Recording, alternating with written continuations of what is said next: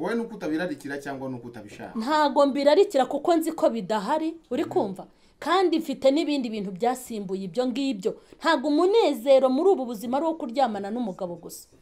Nawe uburimo ni kuri wowe ariko erega wowe uri wowe. Ese ko mushaka ko nsubiza nkama? Ngewe mvuga nka mama Sharirene, ntago ngewe ngomba kuvuga nkama. Wowe nyine nubibura uziyeranja kuko uzi kwiyeranja, sibyo? Yego, uzajya kwiyeranja kuko wumva kutabaho utabifite, ariko ngewe ngomba kubaho kandi bitanahari. Kandi reka nkubwira ikindi shaka kugusobanurira.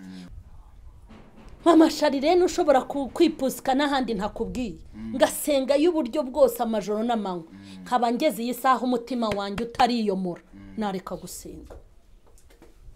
Uwo nashaka rero nicyo cyifuzo uvuga ngo nasengera, ntago yabaje kunyomora. Ubwo si bikomere, naba maranye imyaka niyo mfite, ntarabikira n'uyu mwami mbana nawe, yaba marira iki? Kandi ko nzi ko mu bintu byamuzanye n'ukuvura imvune zo mu mutima. Nge sindi umugore wakomeretse, narakomeretse ariko Imana yagize ite? Yaranyomoye. Ubwo umuntu uzabuje ntabyo kwirwanya, ntabyo kwirwanya ngo zabuje bagira ngo ugiye kumuzana wintesha umutwe uzaza avuye. Urasenga Imana iyo umuntu ahubwo ashobora kuza nkaba ari njye umwomora kuko nge nta bikomere mfite. Babindeberemo babyumve birabareba, sinakomeretse, Imana yaranyomoye. Kuko erega n'abanyabikomere bazajya mu ijuru. Ubwo se uzaba ufite ibikomere uzajya mu ijuru, wakinjira mu ijuru ryande? Yesu muri misiyo zamuzanye n'aha mwisi yaje kuvura imvune zahe. Yes, reka ngusuze kandi nkwifuriza ibihe byiza aho uherereye hose, Australia, Uburayi ndetse n'ahandi hose mu mvura ururimi rw'ikinyarwanda. Reka nguhe ikaze niba wumva utamiriwe neza, ihangane ejo n'ejo bundi nawe buzima buzaba bumeze neza. Hari impamvu ituma byanga mu buzima, ariko bigenda neza iyo ukomeje kwihangana ukizera Kristo nk'umwami n'umukiza. Mama Sharirene umeze ute? Neza sawa. Meze neza? Yego. Ubona usa neza cyane n'ubundi. Nukubera Imana. Nayi ndi kwirengagiza. Nukubera Imana. Nukubera Imana. Yabigenje neza. Tugiye gutangira dusengera Imana kugira tuze kuza kuganira turi mu murongo umwe, kuko abayobowe n'umwuka nibo bana b'Imana. Siko Bibiliya ivuga. Turagushimye mwami wacu Yesu, tugushimiye umunsi w'inyongezo uduhaye kugira ngo dutunganye ibidatunganyije, dushyigikire twese ntitubeho ku bwacu, ahubwo tubeho mu izina ryawe kandi tubereye abandi. Rero duhe ibyo kuvuga kandi by'umumaro nawe ureba ukishima, kandi bikagira aho bivana abantu n'ahandi bibageza. Urakoze kuko dushyigikiye mu izina rya Yesu, amen. Amen. Ubwo duherutse kuganira twaraganiraga nkabona ntago uri muri mudu neza. Narabibonye n'abantu barabimbwiye, barambwiye ngo Mama Sharirene ngo n'ubwa mbere ngo mbonye atuje cyane. Depa ariko n'ibintu buri kumbaza. Cye ntago ushobora kujya kumbaza ibintu by'amaninja n'amaniga kandi ntabana nayo. Mbaza ibintu bijyanye na domaine yanjye. Ni wewe wabiteye. Ubu kugeze kanya domaine yawe ni ubundi wese uzakurikirana ibyo mvuga uzamenya ibyo ukwiye kumbaza. Buriya nujya no kubaza umuntu uvuga uti mfite topic, hari abantu hita ugomba kwitabira kujya kureba. Nushaka nimba ufite inkuru z'ubujajwa nka bwa bujajwa, hari abantu bakunda kuvuga ibintu by'ubujajwa cyane kuko nta n'ikindi bagira gute bashaka bazwi se basanzwe bavuga. Ubwo urashaka ko mbavuga no mu mazina, ibyo ni ibintu tuziranyeho. Iyo mbajije rero ibintu ntigiye cyangwa bitari ibintu byanjye, burya rwose nyine mba nabuze ikintu cyo kuvuga. Ariko umbajije ibintu byanjye ngero biziko ndi umukozi w'Imana. Iyo rero ushatse ko njya gusobanura inkuru z'abantu, reba inkuru z'abantu wambajije dutangira. Ubwo rero nicyo cyabiteye, ariko ubundi nge nabambura morale se ibivuye kuki ntacyo. Namaze kumbwira yuko nta n'icyayimbuza yuko izina ryawe ari Nyamugisha, niyo mpamvu ubaho hose. Yego. Ubwo rero niyo mpamvu. Hanyuma Mama Sharirene umunsi turaza kuza kuganira ku murongo umwe w'ivugabutumwa. N'ubundi niko uvuga uri umuvugabutumwa, nubwo mu minsi ishize bakunze gukoresha izina ryo ko Mama Sharirene ataripfana. Ntaripfana ngo niba umuntu akubabaje urahita ubimubwira. Ariko rero nta nubwo ari byiza kujya gusangira n'umuntu kandi washinze iryinyo kurindi, bira ntabwo ari ubukirisitu. iyi muntu mufitanye ikibazo cyane mwene so buriya hari abantu njya ashyiriramo imiyaga abantu tudahurira mu rusengero burya nzi kubihanganira naho yampurushye ntago namusubiza ariko umuntu nzi wakiriye nk'uwo nakiriye ni byiza ko nimugirana ikibazo ubimubwira mwikomeza gusirimba wikomeza kumuca uraho Yesu ashimwe buriya buntu n'ubuyuku n'ubugegera ntabwo Imana ibibyemera nugira yego urabimubwira ukamubwira uti mwene da ntago mbyishimiye ibyo wagize gute wajya se gukorega ntago ikibazo ari ukuba wakomerekeje umuntu ubundi ibintu ushobora gukora nge nibyo byankomeretsa ariko ntago najya kubabazwa n'ibyo bankoreye kuki se wakomereka wahemukiye umuntu akabikubwira ntago ari uko nguko ntago ari icyo ngicyo Bibiliya ivuga ntago Bibiliya igitwemerera kubindyarya ngo ubu bindyarya ku muntu ntago ari byiza ugomba kubimubwira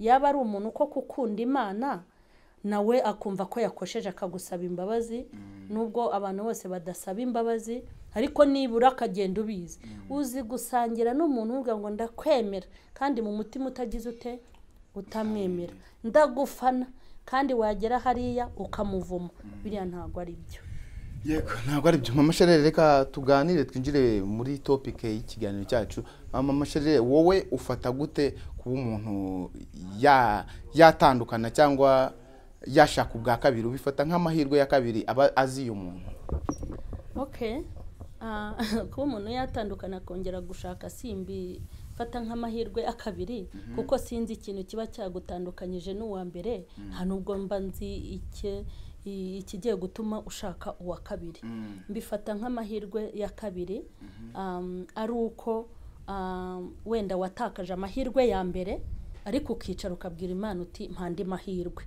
kuko hari igihe umuntu abura ya mbere akabura ya kabiri akabura n'aya gatatu kuko amahirwe twebwe twishakira amahirwe twishakira hava akagera ntago tujya duhirwa kuko tureba hafi buri munsi tureba hafi hanyuma aho ngaho uri kubivuga nk'abantu bo muyobokamana hanyuma abantu badasenga babwirwa n'iki ko Imana yabahaye amahirwe ya kabiri bazabwahagirana none se ubwo nakubwira ngo iki burya abantu badasenga reka nze nkubwire ahangaha nta message mfitiye abantu badasenga ku mahirwe ya kabiri ibi bintu ndabivuga burya kugira ngo umuntu abone andi mahirwe ni ugusenga ukabwira Imana uti naburiye hano ndashakira ahangaha buriya n'abantu bumva ngo bahawe bafite andi mahirwe ya kabiri badasenga Imana iba yababitsemo ideni bagomba kuzishyura ibyo yabakoreye kandi batayisenga urumva naho kuvuga ngo wenda umuntu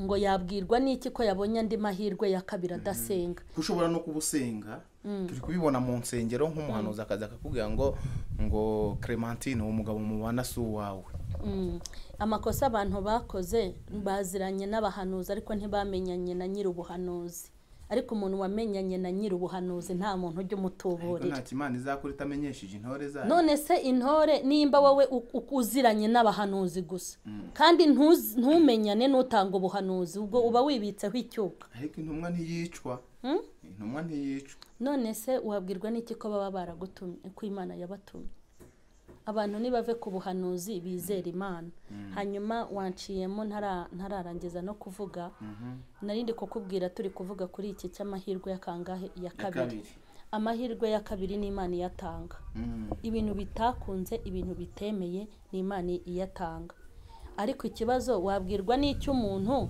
nimba ari mu mahirwe ya kabiri haturutse ku Mana kuko abantu bazi kwishakashakira kandi ushobora gushaka ukazarinda upfa utazabona amahirwe nzi rero ni amahirwe aturuka ku Mana amahirwe rero aturuka ku Mana ikikubwira ko ari amahirwe yo ku Mana ni uko ibya mbere byawe iyo byanze ibya kabiri bigakunda kandi warabyatse Imana umenya yuko nyine uri mu mahirwe ya kabiri kandi aturutse ku Mana hanyuma ibya mbere biba byarabaye ntago bari Imana iba yarabishyizeho n'umuntu wariciriye inzira kanze nkubwire abantu benshi bicira inzira kandi nta n'uwabibahora hari abantu batazi ko Imana ishobora kukurambagiriza ikagushakira kandi burya kurambagirizwa n'Imana ntago Imana yapfa kukurambagiriza ntaho muhurira umuntu Imana gusenga se gusa gusenga utanabivanga nese wajya kubwira Imana uti Mana ndashaka uzampa umugore mwiza. Ibyo ni isengesho n'aba mu kabari bagira kandi n'uburenganzira bwabo kuko n'Imana irabumva. Imana uzampe umugore mwiza kandi nawe uri umugabo mubi. Uzampe umugabo mwiza kandi uri umugore mubi. Ibyo rero hari umurongo ngenderwa. Ahubwo abantu bazi ko Imana ariyo baza gukinga ibikarito mu maso. Umuntu akumva ko Imana ni Imana yumva abantu bose nuko abantu babizi. Ubwo se ntago wabura umugabo mubi Imana ikaguha umugore mwiza. Ariko bikubitsemo ideni. Ibyo reka nkubwire. Ibyo bintu ugiye kubyinjiramo wacanganyukirwa. Uzi impamvu Imana ishobora kuguha umugabo mubi kandi uri umugore mwiza? Uri umugore mwiza. Irabikora cyane. Hanyuma ubwo Imana ntago iguhimye. kandi Imana ari umubyeyi. Reka nze nkubwire. Aho ibera umubyeyi. Nuko ishobora gufata uwo mugabo nyine uwo mubi. Nese si cyo kigira umubyeyi. None se mu buzima busanzwe. Ibibaye umubyeyi wa wundi mubi wowe ikaba mukaso. Wejya kuyitekerereza. Reka nze nkubwire. Ntitubyara abana. Hakaba bo twiyizeye ati hagowe umugore uzagushaka. Yego. Cyangwa hagowe umugabo uzagushaka. None se iyo agiye kurambagiza inkuma ahantu. Hari ubwo mama agenda akavuga ati uyu muhungu wanjye hari ubwo abyica. Haramwakira ati kaze neza bokazana wacu mu muryango agasi. None se nimba abana bacu tubarundarunda abana b'Imana niyo izajya kujugunya. Erega burya Imana murayirengagiza. Imana nta na rimwe izabura kwitwa Imana ku bantu yaremye ikabazana ku isi. Kandi iteka ikora ikintu gituma isura y'ububyeyi yigaragara. Ngo wabushatse kuvuga yuko umuntu niyo atasenga Imana yamuhereza. Wincamo kabiri reka mbanze soze. Sibyo isura y'ububyeyi Imana ibishaka kuyigaragaza mu bantu bayo. Iyi Imana ibaye umubyeyi rero ibikubitsemo ideni ry'uko uzaba iki uzaba umwana. Sibyo ku buryo utazagira ibyo witwaza ngo wanyimye ibi. Irabikora ikaba umubyeyi hanyuma nawe ikazakwishyuza kuba umwana. Burya ni nayo mpamvu abantu Imana izajyana mu muriro.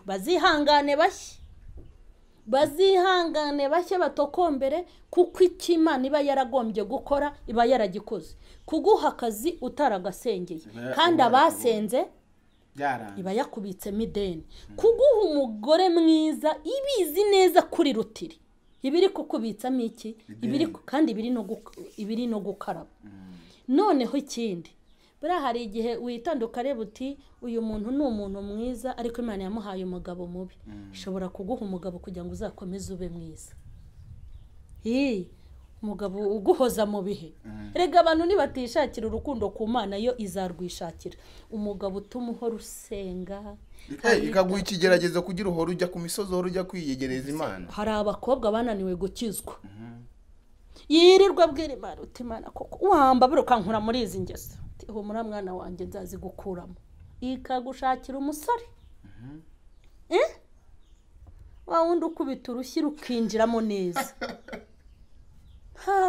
Ntago none se undi kuba Imana igaburira abantu amafiriti babivuze ko ari bwo iri kubagirira neza. Ikagushakira umusore kareba mu basore umuntu uzagushyira kuri gahunda ako gakiza wabuze uri umukobwa kagatungura umugore.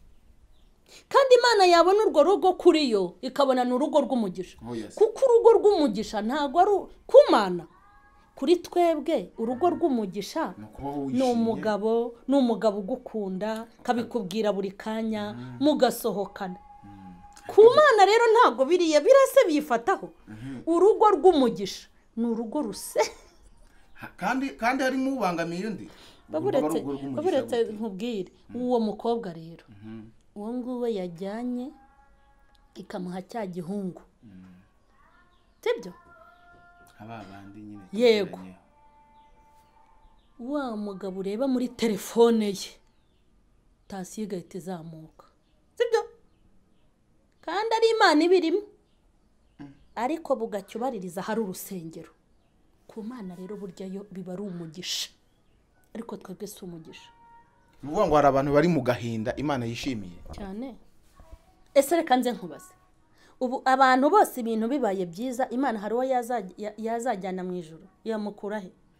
kubona umurengwa abantu bafite kandi ko bicaranye ibyago byongeyeho ibindi byago noneho iyo baza kuba barengwa bafite n'ibitwenge noneho baba bageze hehe ureba umurengwe uri hanze aha abantu bafite usanga n'umuntu yarenzwe nta n'icyo yigirira kabona yarenzwe ni umunyenzara yarenzwe nta shinge nta rugero noneho ibaza Imana ibikoze ikabaha umugisha bakadamarara nta muntu n'umwe wazaryinjiramo kuko burya ibyago n'amakuba n'ibigeragezo ni kimwe mu bintu bidufasha kwegera Imana. Ushatse kuvuga yuko abantu badakize basenga ari mu buryo bwo kwihisha atari mu buryo bw'uko bakishijwe ku mutima. Ubundi nta muntu n'umwe wajya kujajenga iby'Imana ikora kuko Bibiliya avuga ngo ikora ibyo ishaka mu ngabo zo mu isi no mu ngabo zo mu ijuru. Ubu se kwifata maraya ikamwubakira urugo kandi rwiza agashaka akanarusaziramo, ibyo ni ibitekerezo byayo nta muntu ujya ubyina. Sawa rero ibyo rero wibyinjiza mu bitekerezo Imana nyine niho ibera Imana ikora ibintu bihabanya n'ibyo dutekereza. Twebwe ubureba uti uyu musore wamuhoza na runaka ashaba aritonda guteze hanyuma si bihararumbo yaremye ibirara n'ibirara shyamba yaremye ikabishyirayo ikabihuza nabyo. None se mama Shari reba utangiye ugize imyaka bikicana bigatemana si Imana yabiri mu nyungu. Imana nta kintu yahomba kandi Imana nta kintu igihomba. Ibyiza dushakira abahungu n'abakobwa bacu tukabihirimbana kumbanywa na ninjoro kandi hari ubwo tuba twabyaye abana babi ntitubikuze ku mazina ngo tubakuraho twabibarurije tubajugunye. N'Imana abantu bose yazanye ku isi mu bumana bwayo n'ububyeyi bwayo igomba kubagirira neza ntago wajya kwibaza ngo biterwa n'iki ntago ibyo wabyinjiramo. Ngo urifashe urakuze uri umukobwa urabatijwe ukomeje mu gakiza ugize imyaka nka 25 ugiye gushaka Imana uzarira cyangwa akajya mu ijuru ku bwawe cyangwa ikaguha umugabo izahana hakazajya kuzimu ku bwawe. Ubwo si Imana igushyize aho ngaho bikazakugusha. Imana ntago ariyo yabakubereye ikigusha. Ntago Imana igitanga ikigeragezo umuntu adashoboye. Ubu ibintu byose Imana yaduhaye turabishoboye. Ubu hari umuntu ushobora kundeba mu mashani yaragowe hakirwa atsikimba ku bwanjye ariko ngewe nakireba ngasanga sinagize nte sinagowe. Kimwe nuko nanjye ari wona arebe ntiyokoyo we ura muntu disi yararushye nta kintu na kimwe Imana ishobora kukwikoreza udashoboye. Nta gihe wigeze wumva unaniwe se wowe? Reka nza rero nkubwire burya nagiriwe ubuntu kandi nagiriwe amahirwe yo kuba mu bintu nzi. Kuba mu bintu nzi kuko ngewe ntago Imana ijya iba kure yanjye kandi nanjye sinjya mba kure yayo kuko kubaho kwanjye guhumeka kurya kunywa kwambara ubuzima bwanjye bwose buturuka mu biganza by'Imana. Rero kubera ko ubuzima bwanjye bwose ariho buturuka domora nakanuye kuko nzi ko ndebye hirya gato nabura ibyo ndya nabura iyomba. Burya ahantu umuntu hanze amaso arahakunda kandi akanahatinda. Rero kubera rero iyo mpamvu nta na rimwe ndicuza mu buzima nanyuzemo kuko njye iyo mpuye n'ikibazo mu gitondo nyuma y'iminsi ngaho impita mbona igisubizo. Imana ingaburira ibindiza ikampa n'ibisetsi igenda imvangira. Iyo ngiye gutekereza kuyitekerezaho no kwibaza nkaba ngiye kugeraho ihitimo ibintu bisetsa n'urwo rugendo ngendana n'Imana. Yego ntabwo ishobora kwemera ko ngera ahantu ndi buyitekerezeho cyangwa ndi bugwe. Nta n'igihe wigeze uba uvuga ati mama Shari kugeza ubu no munsi ndarambiwe? Oya reka nze nkubwire impamvu ntarambirwa. Impamvu ntigeze ndambirwa wenda ikintu kigeze kumbaho ni kimwe naho nigeze ngera ngira Imana nti ndumva wanyica ukanyeza ukanyura nkava ku isi. Ufite Sharire ufite n'abandi bana? Yego oya narayibwiye intuzanderera si ngewe mugore wa mbere uzabushyinguye ariko kuvuga ngo ndarambiwe ngo nava muri ibi bintu biraryoha agakiza. Ni ngo aho gushaka kubivamo washatse inyeze incyuri ngese ubwo nabwe ngo nyica nabwe unyeze unyure unyijyanire mu ijuru. Hanyuma abana ntabwo bajya kubatekereza abana se ni njyewe mugore njyenyine waba usize abana ariko buri mubyeyi wese abakemura iyo babaye ibyo ntabwo bitekereza ariko nubwo wabitekerezaga gutyo ntabwo ugeze utekereza kuba wakiyahura oya nkiyahura nkajya ikuzimu ubu se naba nararuhiye iki imyaka yose nakijijwe nta na rimwe ndatekereza kwiyahura nta na rimwe ndatekereza no kuva mu gakiza oya yego kuko erega burya impamvu uzabona abantu bava mu gakiza ni uko batazi ibindi byiza bitari ibi bigaragara abantu basenga barafashe ibigaragara ko ari byo byiza izampa inzu yambwiye izampa umugore yambwiye izampa umugabo izanzamura mu ntera amarangamutima yabo arangirira ku bigaragara ariko hari ibindi tutarabonesha amaso twasogongeye kubw'umwuka turindiriye biruta abagabo n'ibyo kurya ibyo byiringiro rero byo kuzaba mu ijuru tukabona imana aho tuzaba ntitwongere kurira ukundi aho tutazajya muri gereza ngo tujye mu bitaro aho tutazapfa ngo dupfushe aho tutazabona abatwanga n'abaduhigira iyo ubikuruye warabisogongeye uhita wumva yuko utanyuzwe n'uko wahaze ahubwo nibura ukanyurwa n'uko uzabona imana kuko ibyiringiro byo kuzabona imana biruta ibyiringiro byo kuzatunga imodoka nziza rero umuntu ucika intege ngo mbuze ibingibi ngo ndagiye iyo utekereje ukuntu uzaryama mu gituza cya Burahamu iyi miruho ukayisiga usanga ibyo biruta ibirayi biruta abagore biruta abagabo biruta ibintu byinshi nta na rimwe ndarota kuva ku mana kuko ngewe ibifatika ibi bintu ubona bifatika turimo ibi bintu ubona bifatika tureba ntabwo mbigereranya n'ubwiza bundi nzabona bwo kuzabona imana nta hantu bihuriye no mu masharine gukora icyaha cyangwa gucumura ni bya bindi bimugwiririye nk'umuntu yo ni ibingwirira ariko burya nabwo nkahita niruka nkente nababaje umwami wanjye Yesu nakubabaje nakurakaje kuko aho kugira ngo imana yangira akare cyangwa ibabare ku bwanjye ahubwo nahomba ibintu byinshi niyo mpamvu no mu ntambara ndwana uko bwije nuko bukeye ndwana kugira ngo imana itazabona nayirakaje nanayirakaza rero nkihutira kugira ngo itandebe igitsura kuko ibyishimo ngira ndi muri ubu buzima si uko ndya neza ikintu ntaryo nicyo ntakeneye ndya neza ndyama ahantu heza nta n'umwenda ndifuza ubu ngo nanirwe kuwambara ariko nkubwije ukuri nta buzima bumbera bwiza nko kugirana ibihe byiza n'imana tukibanira yego ikibazo cya nyuma mama Sharire kugeza akanya mama Sharirene kuva igihe yabayeho mu bigeragezo ndetse no mu makuba yaramwugarije aka kanya hari amahirwe ya kabiri agiye kuza mu buzima bwiwe cyangwa ari guteganya ngewe rero mbona imana yaragiye impa amahirwe arenze 2 3 ngiye kukubwira ikintu kimwe umva kanda hakatiye ntago wasoza utakambajije reka nze nkubwire amahirwe y'ibyiza byose binkwiriye shitani naho yavi kuzima kazana n'ingabo ze ntago azambuza kuyageramo ahubwo ushobora kwibaza ngo mbese mu mahirwe ya kabiri imana itekereza kuzankorera iki aho ngaho ntago nkizi kubera iki mfite urugo nkiba mu rugo narwanye intambara nziza zituma ntasenya burya ni nayo mpamvu nta kintu njya nihana mu rugo rwanjye ngo imana imbabare ngo nabigenzaga gutya narwanye urugamba rutuma mbana n'umugabo kuko numvaga kumuta ari ugutsindwa kandi imana ikampana inkorera ikintu cyiza rero cyatumye ntatsindwa ngo mute aba ari we nta aragenda nisanze mu cyiciro cyo kwibana ntarinzi ko nzibana muri icyo gihe ntabwo ugeze usengera undi muntu waza akakomora nyamara we burya abanyarwanda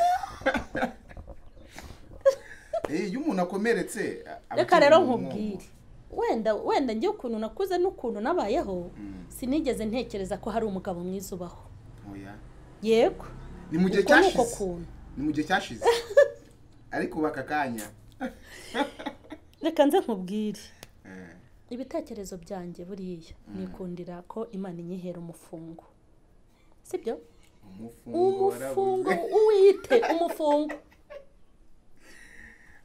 abandi nkora numva nabona amafaranga abana banjye bakigaho nifuza bakarya uko nifuza nkabategurira uko nifuza nkabaho ubuzima bwiza sibyo ariko kuvuga ngo mana ngo zamumpoza mbaye nsenga imyaka nk'iyo senze mama Sharirene ufata iminsi 7 nkayihirika ndi imbere y'Imana sibyo yego kuva kuwa mbere kugeza ku yego 7 nkayihirika mama Sharirene ufata iminsi 3 ibiryo byuzuye firigo nkamagara Imana mama Sharirene ushobora kwipusika n'ahandi ntakubwiye ngasenga y'uburyo bwose amajoro n'amanywa nkaba ngeze iyi saha umutima wanjye utariyomora nareka gusenga uwo nashaka rero nicyo cyifuzo uvuga ngo nasengera ntago yabaje kunyomora ubwo si bikomere nabamaranye imyaka niyo mfite ntarabikira n'uyu mwami mbana nawe yabamarira iki kandi ko nzi ko mu bintu byamuzanye nukuvura imvune zo mu mutima nge sindi umugore wakomeretse narakomeretse ariko Imana yagize ite yaranyomoye ubwo umuntu uzabuje ntabyo kwirwa ntabyo byo kwirwa ngo zabuje bagira ngo ugiye kumuzana winesha umutwe uzaza avuye urasenga Imana iyo umuntu ahubwo ashobora kuza nkabaringe umwomora kuko nge nta bikomere mfite babindeberemo babyumve birabareba sinakomeretse Imana yaranyomoye kuko erega n'abanyabikomere bazajya mu ijuru ubwo se uzaba ufite ibikomere uzajya mu ijuru wakinjira mu ijuru ryande Yesu muri misiyo zamuzanye n'aha mwisi yaje kuvura imvune zahe zo mu mutima ubwo rero tubonereho n'umwanya wo kubwira abantu birirwa bavuga ngo barakomeretse muri abarokore nimba warakomeretse ukwezi kwa mbere ukaba witwa wakomeretse ukwezi kwa kabiri ukamara imyaka 10 usenga utarakira ibikomere ukamara imyaka 10 nkubwije ukuri hita ubivamo ubwo Yesu na gitifu barangana Yesu na so wanyu barahwanye Yesu na sogokuru bose ni bamwe Yesu utakomura ibikomere ngo ajye mu cyuho cy'ibyo wabuze yego ahagarare mu cyimbo cy'ibyo udafite aze yuzuze ahacagaze ntacyo Yesu nge naba musenga mumariye nta nicyo nawe yabamariye ubu impamvu no matanye nawe nuko yaje kuzuza ibituzuye muri ngewe haba mpagaze ndi umugore wumva ko ntacyo nabuze ubu nta muntu wankangisha ngo afite umugabo nanjye ndamufite ariko mutaba byamusinzire ninde wakubwiye ko tutabana se Yesu ngize ngo umugabo ariko iyo umuntu ubwongo bwo haba hari ikibazo nako reka kikize oya nushaka umbaze iyo umuntu amaze kunezerwa arundi munezero akenera nk'umuntu muzima ubwongo bw'imyaka yose uravuga ngo iherezo ibyo bintu mwirirwa murata ngo muri bazima reka nkubaze ubu uri muri gereza ari kubibona ntarabyifuza uri muri kanisa ari kubibona kubera yuko adahari none se umwiza suzi neza ko atemerewe kubibona akabyikuramo nk'utarabibona ubundi kujya kwirirwa urira ngo ndashaka imodoka uzi ko nta bushobozi bwo kuyigura wakihanganiye ku kagare ka turuwasa no kuri moto ya 500 ukaba ucungiye aho ngaho hanyuma iyo modoka yazaza ariko ukayikata koko ukayikata ugenda ureba ibyapa kuri 80 ukavuduka kuri 40 ukagenda gutyo ariko ubundi hari ijambo abanyarwanda bajye bavuga ry'umugani rivuga ngo udafite arya nk'iki nk'umurwayi hanyuma se bura ntago ari byiza ko umuntu ibintu adafite hajya kubyifuza kandi utabifite nta mpamvu yo kurarikira ibyo udafite nimba ubushobozi bwawe ari mu karu wirarikira icyayi cy'amata wowe nuko utabirarikira cyangwa nuko utabishaka ntago mbirarikira kuko nzi ko bidahari uri kumva kandi mfite n'ibindi bintu byasimbuye ibyo ngibyo ntago umunezero muri ubu buzima ari wo kuryamana n'umugabo gusa nawe uburimo ni kuri wowe ariko erega wowe uri wowe ese ko mushaka ko nsubiza nkamba ngewe mvuga nka mama Sharirene ntago ngewe ngomba kuvuga nkamba wowe nyine nubibura uziyeranja kuko uzi kwiyeranja sibyo yego uzajya kwiyeranja kuko wumva ko utabaho utabifite ariko ngewe ngomba kubaho kandi bitanahari kandi reka nkubwire ikindi shaka kugusobanurira ubundi ko twirirwa tuvuga ngo Imana ishobora byose tukabiririmba tukabihanga mu ndirimbo tukabibwiriza yitwa Imana ishobora byose, yahanitse ikirere nta muyedi n'umuhereza bari kumwe, yabambye ijuru yifashije, ipfumbatura igipfusi igahaza ibyaremwe. Ubwo nimba Imana ko kwishobora byose, kuki idashobora kundinda ngo ibyo ngibyo ni ukukurinda cyangwa yabikubujije uburenganzira yaguhaye cyangwa ugenewe?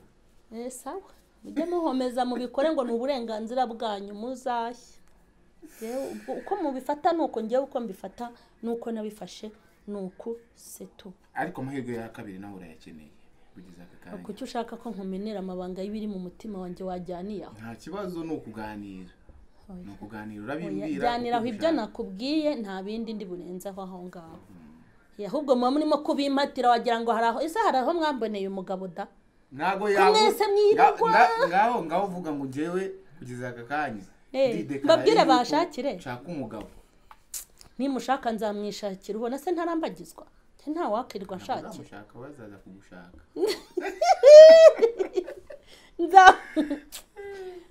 Azaza kugushaka kandi nubwo yawe. Ujya mumenya ko ibintu bidashoboka ku mwana w'umuntu ku Mana bishoboka. Ibyo ngibyo birahagije. Reka dusoze ikiganiro cyacu. Ibidashoboka ku bantu ku Mana birashoboka. Yego. Reka dusoze ikiganiro, dusengera Imana, dusoze ikiganiro cyacu kugira ibyo twari turi kuvuga twaganiraga, ariko kugira n'abantu babyumva bari muri ibyo bihe cyangwa bazanabigeramo, zabigeremo bafite experience yabyo. Ariko ikintu ushaka gusozaho mbere y'uko dusenga, abantu bajye bamenya ko iyo twizeye ari ishobora byose. Yego, ni Imana ishobora gufata umusore, ni Imana ishobora gufata umukobwa, ni Imana yafata umugore. Uri kumva? Hanyuma ibyo kwirirwa rero ngo byashoboka, ni ibi bintu ni umwuka wa shitani. Ni Imana nyine yarinda umukobwa ariko bikazarangira imuhaye umugabo. Cyangwa unese abakobwa bose bo barashatse, nta nabapfuye badashatse. Buriya hariya Rusororo tugiye twasanga nta bakobwa b'imyaka 40 bapfuye badashatse. Wao basiganya agahinda nabo. Kubabara tugomba kubabara kuko turi kuri uyu mubumbe. Mureke dusenga ariko ntimugafata Imana nkishobora bikeya hanyuma ibindi ntibishobore. Imana ni Imana ishobora byose, tujye tubivana muri Bibiliya hanyuma tubishyire mu kwizera. Turagushimye Mwami kuko abanye natwe. Ni wowe ufite imbaraga n'ubutware ndetse n'ubushobozi bwo gushobora ibidashoboka. Sengeye abantu bose bari bakurikiranye kino kiganiro n'izi message natanze, ugenda ubibumvishe mu zindi mbaraga ziruta izo nabivuganyemo, kandi ubiherekeze bigere kubo byagenewe, bamenye kuri Imana ishoboye kandi ishobora byose. Urakoze, ndagushimye ko wadushyigikiye kandi ukomeze udushyigikire mu izina rya Yesu. Amen. Amen.